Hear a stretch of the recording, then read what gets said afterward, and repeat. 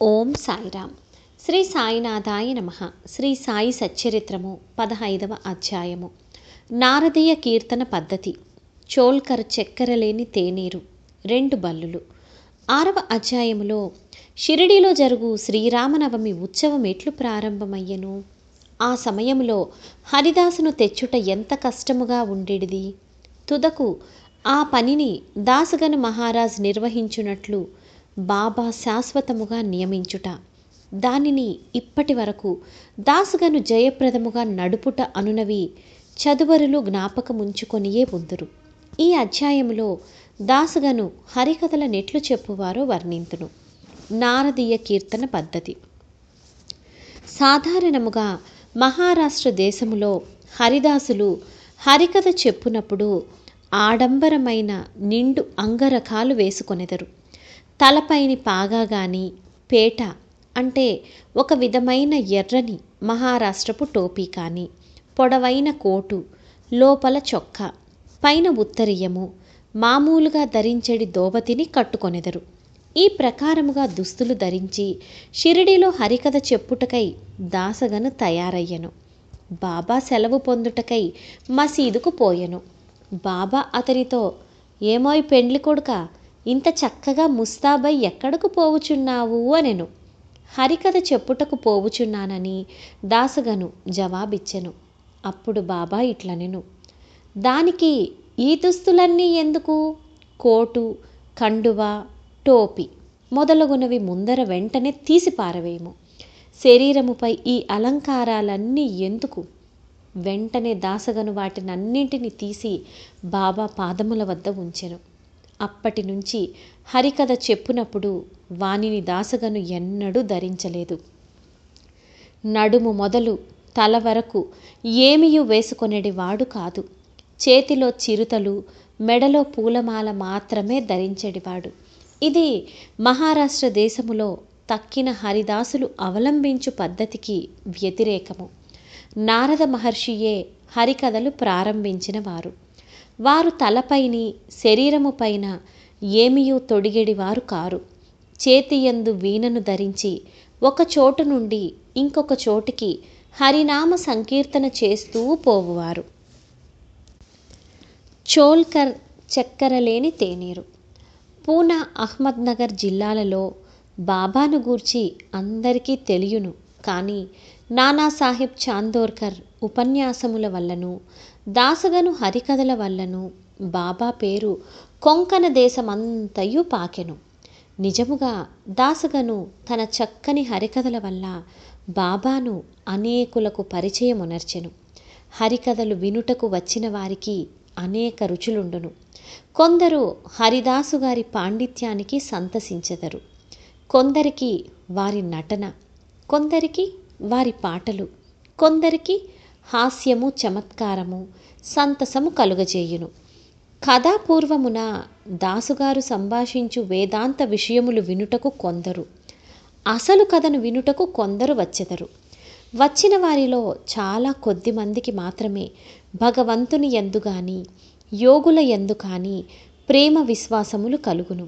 కానీ దాసగను యొక్క హరికథలు వినువారుల మనస్సులపై కలుగు ప్రభావము అతి సమ్మోహనహరముగా ఉండేది. ఇచ్చట ఒక ఉదాహరణము ఇచ్చేదము.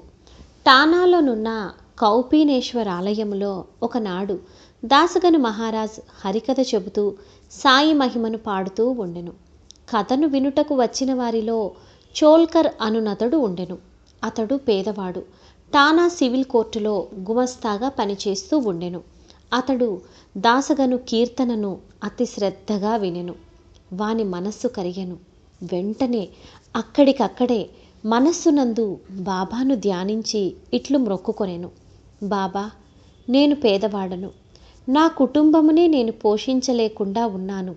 మీ అనుగ్రహం చేత సర్కారు వారి పరీక్షలో ఉత్తీర్ణుడనై స్థిరమైన ఉద్యోగము లభించినచో నేను షిరిడీకి వచ్చెదను. నీ పాదములకు సాష్టాంగ నమస్కారము చేసెదను. నీ పేరున కలకండ పంచిపెట్టుదును. బాబా కృపచే చోల్కర్ పరీక్షలో పాసయ్యను. స్థిరమైన ఉద్యోగము దొరికెను. కనుక మ్రొక్కు చెల్లించవలసిన బాధ్యత ఎంత త్వరగా తీర్చినచో అంత బాగుండుననుకొనెను. చోల్కర్ బీదవాడు. వాని కుటుంబం చాలా పెద్దది కనుక షిరిడి యాత్ర చేయుటకు ఖర్చు పెట్టలేకుండా ఉన్నాడు. ఎవరైనా పర్వత శిఖరమునైనా దాటవచ్చును, కానీ బీదవాడు తన ఇంటి గడపనే దాటలేడనేది కదా లోకోక్తి. చోల్కర్ కెటులైన శ్రీ సాయి మ్రొక్కును త్వరలో చెల్లించవలెనని ఆతురత కలిగెను. కావున తన సంసారానికి ఖర్చులను తగ్గించి కొంత పైకమును మిగిల్చాలి అని నిశ్చయించుకున్నాడు. తేనీటిలో వేయు చక్కెరను మాని ఆ మిగిలిన ద్రవ్యమును దాచుటకు ప్రారంభించెను. ఈ విధముగా కొంత ద్రవ్యమును మిగిల్చిన పిమ్మట షిరిడీకి వచ్చి బాబా పాదములపై పడెను. ఒక టెంకాయ బాబాకు సమర్పించెను. తాను మ్రొక్కుకున్న ప్రకారం కలకండ పంచిపెట్టెను. తన మనసులోని కోరికలన్నీయూ ఆనాడు నెరవేరినయని, తనకు ఎంతయో తృప్తిగా ఉన్నదని బాబాతో చెప్పెను. చోల్కర్ బాపు సాహెబ్ జోగు గృహమందు దిగెను. అప్పుడు వీరిరువురు మసీదులో ఉండిరి. ఇంటికి పోవుటకై వారు లేచి నిలువగా బాబా జోగును పిలిచి ఇట్లనెను, నీ అతిథికి టీ కప్పులలో విరివిగా చక్కెర వేసి ఇమ్ము. ఈ పలుకులలోని భావమును గ్రహించిన వాడై చోల్కర్ మనస్సు కరిగెను. అతడు ఆశ్చర్యం నిమగ్నుడయ్యెను. వాని కండ్లు బాష్పములచే నిండెను. తిరిగి బాబా పాదములపై పడెను. జోగు కూడా ఈ మాటలు విని టీ కప్పులలో చక్కెర ఎక్కువగా కలుపుట అనుదాని భావము ఏమై ఉండునా అని యోచించెను. బాబా తన పలుకులచే చోల్కర్ మనస్సునందు భక్తి నమ్మకాలను కలుగచేయవలెనని ఉద్దేశించెను. వాని మ్రొక్కు ప్రకారము తనకు రావలసిన కండ చక్కెర ముట్టినదని, తేయాకు నీళ్లలో చక్కెరను ఉపయోగించకపోవుటయను రహస్య మనోనిశ్చయమును చక్కగా కనుగొనినని చెప్పెను. బాబా ఇట్లు చెప్పనుద్దేశించెను, నా ముందర భక్తితో మీ చేతులు చాపినచో వెంటనే రాత్రింబవళ్ళు మీ చెంత నేనుండెదను. నా దేహమునిచ్చట ఉన్నప్పటికీ సప్త సముద్రముల కవ్వల మీరు చేయుచున్న పనులు నాకు తెలియను. ప్రపంచమున మీకిచ్చవచ్చిన చోటుకు పోవుడు నేను మీ చెంతనే ఉండెదను. నా నివాస స్థలం మీ హృదయమునందే కలదు. నేను మీ శరీరములోనే ఉన్నాను. ఎల్లప్పుడూ మీ హృదయములలోనూ సర్వజన హృదయములందుగల నన్ను పూజింపుడు. ఎవ్వరు నన్ను ఈ విధముగా గుర్తించెదరో వారు ధన్యులు, పావనులు, అదృష్టవంతులు. బాబా చోల్కర్కెంత చక్కని ముఖ్యమైన నీతిని ఈ విధముగా బోధించెనో కదా.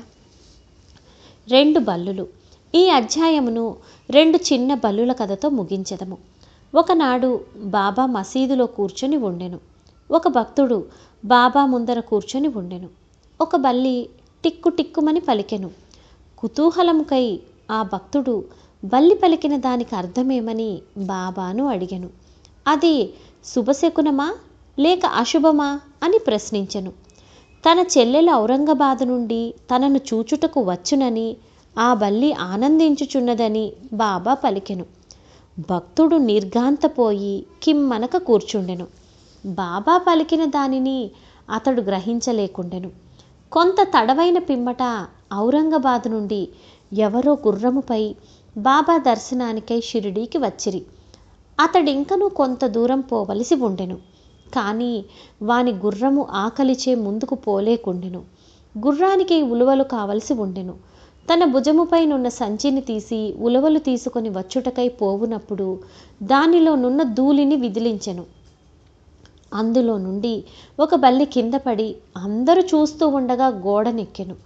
ప్రశ్నించిన భక్తునకదంతయు జాగ్రత్తగా గమనించమని బాబా చెప్పెను. వెంటనే ఆ బల్లి తన సోదరుని వద్దకు సంతోషముతో పోయెను.